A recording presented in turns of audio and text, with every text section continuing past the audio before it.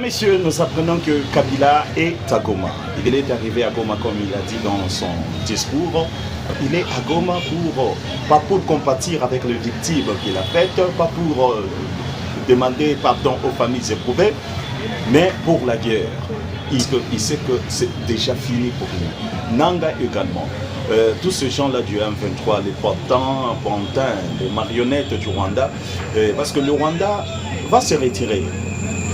Le Rwanda retire déjà ses troupes. Alors, Kabila va rester avec les deux provinces au gouvernement congolais maintenant de se lever. Je crois qu'on ne s'est pas encore battu. C'est maintenant l'occasion de bien se battre, donc de livrer la vraie guerre. Et on a des drones, on a beaucoup de choses. Et c'est le temps vraiment d'en finir avec ceux-là qui ont eu à mettre ce pays par terre pendant 30 ans.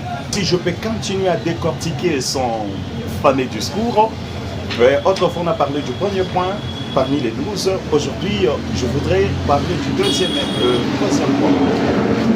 Le deuxième point, Kabila dit qu'il va arrêter la guerre. La vérité, c'est que Kabila n'arrêtera pas la guerre. Parce que c'est lui qui a créé la guerre au Congo.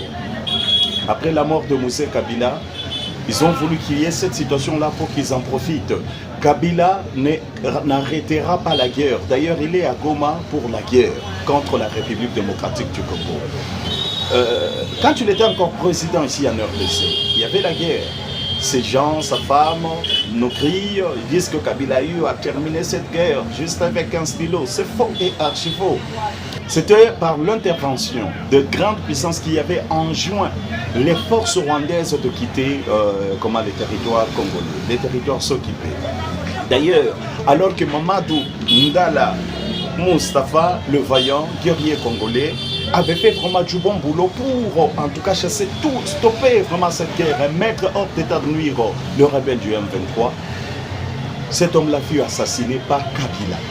Kabila a tout fait pour faire assassiner ce monsieur-là, notre compatriote Mamadou Ndala Mustafa. C'est vraiment un secret de polichinelle. Alors Kabila ne peut pas arrêter cette guerre. D'ailleurs, c'est déjà fini pour lui. Ok. On ne peut pas combattre, un individu ne peut pas l'emporter sur tout un pays, non. Même s'il a tout ce qu'il a comme argent, c'est pratiquement impossible. Parce que là d'ailleurs, il est coincé. Il avait dit qu'il ne mourrait que d'une balle dans la tête. Donc il connaît déjà sa fin. Alors qu'est-ce qu'il peut faire? C'est la guerre. Donc la mort, lui il s'est déjà décidé pour la mort. Le troisième point, Kabila dit dans son discours qu'il aurait à rétablir l'autorité de l'État sur toute l'étendue du territoire national. L'autorité de l'État à son époque était plutôt une autorité de violence, il le sait très bien, et plusieurs parties de notre territoire étaient devenues quasi autonomes, n'eût été la MONUSCO. Vous le savez très bien. La partie Est, là, il y avait des groupes armés créés par lui et le Rwanda, juste pour créer le chaos afin d'en profiter, n'eût été l'intervention de la MONUSCO. Alors, Kabila nous a vraiment déçus. Kabila fait trop du mal à ce pays. Ce pays lui a tout donné.